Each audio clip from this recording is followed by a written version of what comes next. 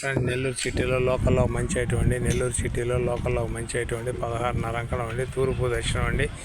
3,70,000 అంకణం అండి. హరినాథపురం అండి. ముత్తుకూరు రోడ్డు చాలా దగ్గరగా వస్తుందండి. హరినాథపురం అండి.